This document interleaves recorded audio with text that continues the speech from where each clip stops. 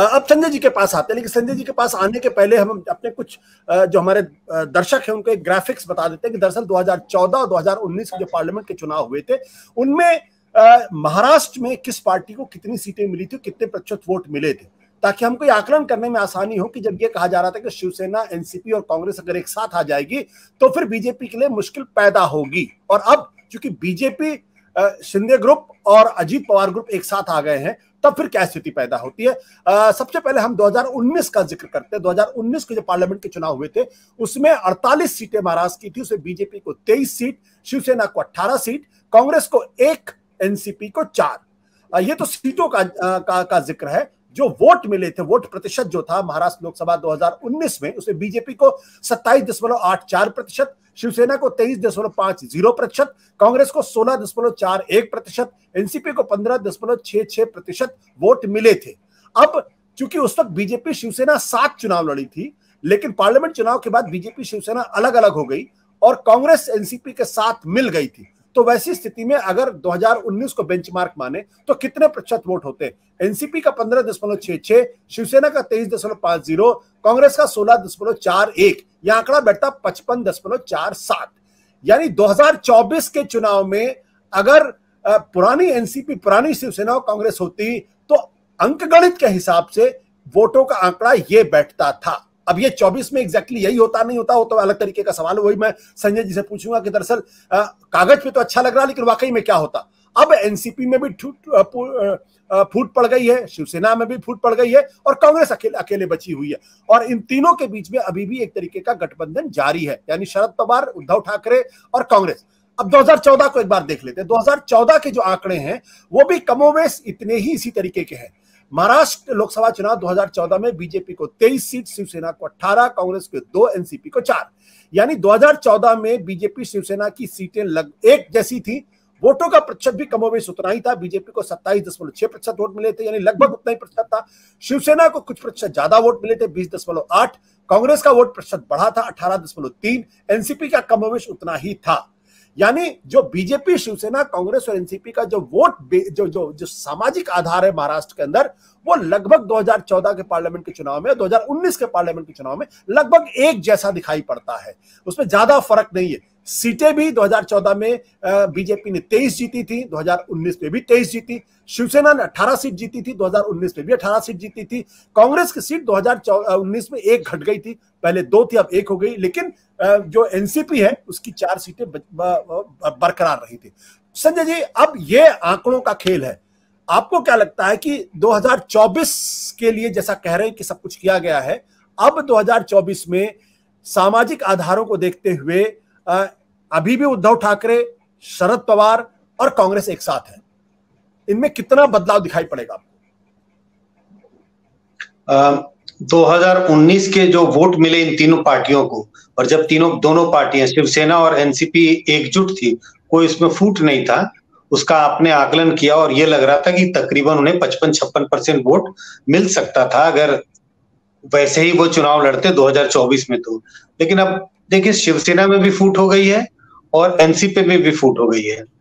अगर शिवसेना की पहले बात करें तो बहुत स्पष्ट दिखाई पड़ता है। सिंपैथी हो जो हो, उसका आकलन कर पाना तो आसान नहीं है कि सिंपैथी कितनी उद्धव ठाकरे के पास है, लेकिन आज की स्थिति में बड़ा धड़ा शिवसेना का शिंदे ग्रुप के साथ है, बहुत साफ दिखाई पड़ता है। आप नंबर ऑफ एमएलए के आधार पर जाएं और जिसका पलड़ा भारी होता है उस ओर बहाव होता है। मुझे लगता है कि ज्यादातर चुनाव में वोट देने का जो टेंडेंसी होगी वो शिवसेना शिंदे ग्रुप के साथ होगा। अगर अभी एनसीपी की बात करें, एनसीपी के बारे में ये कह पाना तो बहुत मुश्किल है। इसकी हम चर्चा कर रहे हैं कि कितने एमएलए अजीत पवार के साथ हैं और कितने शरद पवार के साथ हैं। लेकिन अगर अभी देखें, ये 33, 36, 35 की बात हो रही है, अगर हम 30-35 भी मान लें तो 53 में से अगर 30 एक तरफ है तो दूसरी तरफ 23 है। यहां भी मुझे लगता है मामला बड़ा साफ दिखाई पड़ता है कि कम से कम एमएलए के दृष्टिकोण से देखें तो असली एनसीपी तो आज अजीत पवार के ग्रुप का ही ग्रुप दिखाई पड़ रहा है। टेक्निकलिटीज जो भी हो, लीगल अड़चने जो भी हो, इस आधार पर मुझे लगता है कि दोनों के सपोर्ट बेस में, उद्धव ठाकरे के शिवसेना के सपोर्ट बेस में और शरद पवार की जो एनसीपी है, इनके सपोर्ट बेस में दोनों में एक अच्छा खासा डेंट है। अब ये तो कह पाना बहुत मुश्किल होगा आशुतोष जी की क्या 50% का डेंट होगा कि 30% का डेंट होगा, लेकिन मुझे लगता है कि कम से कम 30-40-45% का डेंट तो जरूर मुझे दिखाई पड़ता है, क्योंकि सिर्फ एमएलए के आधार पे ये नहीं कहा जा सकता कि अगर 60% एमएलए चले गए हैं तो 60% वोट भी चला जाएगा, क्योंकि हम इस बात का हमें ध्यान रखना चाहिए कि इसमें बहुत सारे एमएलए ऐसे होंगे, जो एनसीपी के एमएलए ऐसे होंगे जो शरद पवार के नाम पे जीत के आए होंगे, और शिवसेना के ऐसे एमएलए होंगे जो उद्धव ठाकरे के नाम पे जीत के आए होंगे। तो मुझे लगता है कि संख्या के नजरिए से तो एक तरफ झुकाव दिखता है कि एक शिंदे ग्रुप के साथ है और इधर अजीत पवार के साथ है, लेकिन वोट के दृष्टिकोण से देखेंगे तो मैं 50% नहीं मानता। मुझे लगता है शायद 35-40% का नुकसान जरूर दोनों पेरेंट पार्टियों को होता हुआ मुझे दिखाई पड़ रहा है। संजय जी, एक महत्वपूर्ण सवाल यह है, आपने कहा 30-35%, 40% तक का भी नुकसान पेरेंट पार्टी को हो सकता है। 2019 के बाद जब शिवसेना बीजेपी के बीच में गठबंधन नहीं हो पाया असेंबली के अंदर, और उस वक्त शिवसेना, एनसीपी और कांग्रेस पार्टी के बीच में गठबंधन हुआ, महाराष्ट्र विकास अघाड़ी बनी। उस वक्त ये परसेप्शन लोगों का था, और जो महाराष्ट्र के जानकार लोग थे उनका कहना था कि पार्लियामेंट के चुनाव में महाराष्ट्र विकास अघाड़ी जो है वो बीजेपी के ऊपर भारी पड़ेगी। अब मेरा सवाल इस बात को लेकर है, क्या तीन पॉलिटिकल पार्टीज के जो बिल्कुल, इनमें से एनसीपी और कांग्रेस तो लगातार साथ चुनाव लड़ते रहे, शिवसेना उसमें आके जुड़ती है, तो आज की तारीख में उद्धव ठाकरे इनके साथ हैं, तो क्या ऐसा होता है उसूलन कि एक पॉलिटिकल पार्टी दूसरी पॉलिटिकल पार्टी के साथ गठबंधन करती है तो सामाजिक आधार भी एक दूसरे से आके जुड़ जाते हैं? काफी हद तक जिसकी बात बराबर होती है जी, चर्चा की अरिथमेटिक और केमिस्ट्री की बात होती है, तो अब ये सीधा सीधा अरिथमेटिक देख पाना मुश्किल है और वैसे हमें देखने की जरूरत नहीं है। काफी हद तक केमिस्ट्री काम करता है, लेकिन ऐसा कह पाना कि भाई दोनों का जनाधार बिल्कुल एक साथ मिल जाते हैं, ऐसा तो दिखाई हमें नहीं पड़ता। लेकिन काफी हद तक जब नेता, दो पार्टियों के नेता, भले ही वो एक दूसरे का विरोध करते रहे हो सालों तक, लेकिन जब दोनों एक प्लेटफॉर्म पर आते हैं, एक साथ आते हैं किसी कारणवश, क्योंकि जनता को ये दिखाई पड़ता है कि किसी न किसी खास वजह से दोनों नेता अब एक साथ आए हैं और एक साथ आकर किसी का विरोध कर रहे हैं, तो काफी हद तक सामाजिक जो गठबंधन है वो भी ग्राउंड पे बनता हुआ दिखाई पड़ता है। अगर ऐसा नहीं होता तो अलायंसेस हमें सक्सेसफुल होते हुए दिखे हैं, ऐसा नहीं है कि अलायंसेस सक्सेसफुल नहीं हुए हैं। अगर सामाजिक दृष्टिकोण से पार्टियों के जो समर्थक हैं एक साथ नहीं आते तो अलायंसेस फेल करने चाहिए थे, लेकिन काफी जगहों पर हमें अच्छे अलायंस बनते हुए दिखे हैं और उनके इलेक्टोरल डिविडेंड्स भी होते हुए दिखाई पड़ते हैं। अब यहाँ पे एक सवाल ये है कि पिछले दिनों जब शिंदे ग्रुप ने शिवसेना से या उद्धव ठाकरे से अपने संबंधों को तोड़ा था, उस वक्त उन्होंने प्रमुख कारण यह बताया था कि हमारी विचारधारा जो है वो एनसीपी के साथ नहीं मिलती है, कांग्रेस के साथ नहीं मिलती है, हमारी विचारधारा जो है वो बीजेपी के साथ मिलती है। फिर उन्होंने ये भी आरोप लगाया था कि एनसीपी के जो नेता है अजीत पवार, उनके पास वित्त मंत्रालय था और वो शिवसेना को फंड नहीं दे रहे थे, वो सारा फंड एनसीपी को दे रहे थे। अब एनसीपी के अजीत पवार वही असली, जो शिंदे ग्रुप की नजर में जो असली विलेन थे, असली खलनायक थे, अब उनके साथ आ रहे हैं। तो शिवसेना, शिंदे, एनसीपी, अजीत पवार और बीजेपी, अब ये तीनों एक साथ मिलकर चुनाव लड़ेंगे, तो वैसी स्थिति में वोटों का बंटवारा क्या होगा? क्या अभी भी सामाजिक आधार एक दूसरे को सपोर्ट करेंगे? जहां पर एनसीपी का कैंडिडेट नहीं होगा वहां शिंदे ग्रुप का सामाजिक आधार उनके साथ जाएगा? देखिए, सच बात तो यह है कि महाराष्ट्र की राजनीति को अगर अभी हम देखें तो 6 धड़े हो गए एक तरह से। अब 6 पार्टियां हो गई, एक तरफ कांग्रेस है, एक तरफ बीजेपी है और दोनों में 2-2 पार्टियां, तो 6 पार्टियां हैं। तो आशुतोष, ये अभी जनता के मन में भी बहुत दुविधा है कि क्या हो रही है राजनीति में।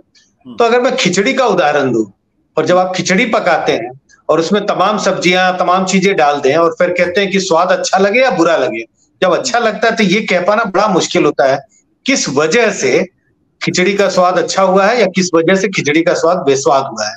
तो अभी बहुत कह पाना मुश्किल है, कितना समीकरण बनेगा, कितना समीकरण टूटेगा। मुझे लगता है जितनी दुविधा मतदाताओं के बीच में है, जो एनसीपी में जो फूट हुई है, जो लोग अभी अजीत पवार के साथ हैं, जो लोग शरद पवार के साथ हैं, उनके मन में भी कम दुविधा नहीं होगी। उन्हें अभी भी समझ नहीं आ रहा होगा, जो अजीत पवार के साथ गए होंगे कुछ के मन में तो दुविधा होगी कि क्या उन्होंने सही निर्णय लिया है। जो शरद पवार के साथ हैं उनमें से भी कुछ के मन में दुविधा होगी कि क्या अजीत पवार के साथ चले जाना चाहिए था। तो ये अभी फ्लो एक तरफ से दूसरे तरफ से इस तरफ आने जाने का फ्लो बना रहेगा। मुझे लगता है बहुत बड़ा चैलेंज होने वाला है ये जो नया समीकरण बना है। जब चुनाव का वक्त आएगा, मान लीजिए ये समीकरण बना रह गया, तो चुनाव के वक्त फिर एक घमासान आपको दिखाई पड़ेगा, क्योंकि वो घमासान होगा सीटों के बंटवारों को लेकर के। हर पार्टी के बीच में एस्पिरेंट्स थे। अब जिसकी चर्चा बार बार हो रही है कि शिंदे ग्रुप के लोग जो मंत्री बनने की उम्मीद लगा के बैठे थे, अब उनके मंत्री बनने की उम्मीद कम हो गई या खत्म हो गई, तो उनमें बेचैनी बढ़ रही है। अब उनकी बेचैनी और बढ़ेगी। अब तो मंत्री पद गया, तो क्या लोकसभा का चुनाव लड़ने का मौका भी मिलेगा या नहीं मिलेगा। तो अभी बहुत सारे चैलेंजेस हैं। तो अभी महाराष्ट्र की राजनीति सेटल होते हुए बिल्कुल दिखाई नहीं पड़ती और बहुत उथल पुथल होना अभी बाकी है। क्योंकि एनसीपी ग्रुप और अजीत पवार और शिंदे ग्रुप शिवसेना आ गए हैं, तो बीजेपी में भी बेचैनी आप देखते हैं? मुझे तो नहीं लगता बीजेपी में कोई बेचैनी है बीजेपी बंटवारों को लेकर। क्योंकि अगर मान लीजिए अगर बीजेपी अकेले दम पे चुनाव लड़ती तो सारी सीटों पर उसके बीजेपी के कैंडिडेट हो गए। अब अजीत पवार आए, उन्होंने कहा भाई 90 सीटें तो मुझे चाहिए अभी से, और उधर शिंदे ग्रुप भी कहेगा, तो मान लीजिए 150 सीटें तो निकल गई। तो जिन 150 सीटों पर बीजेपी के कैंडिडेट होते वहां तो अब झगड़ा होगा।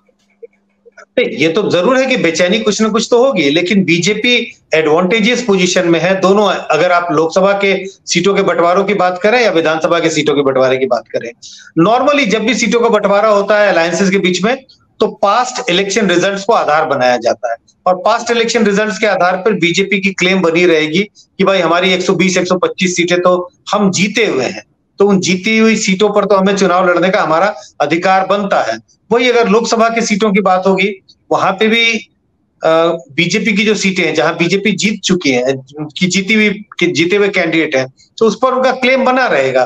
तो दुविधा तो होगी, अनीज तो वहां भी होगा, लेकिन जितना अनीज शिवसेना के बीच में होगा, मतलब शिंदे ग्रुप के शिवसेना, जितना अनीज अजीत पवार की एनसीपी के ग्रुप में होगा, उतना अनीज बीजेपी के बीच में नहीं होगा। लेकिन आपने जो सवाल पूछा, क्या अनीज या क्या वहां भी दुविधा होगी, हलचल हो रही होगी?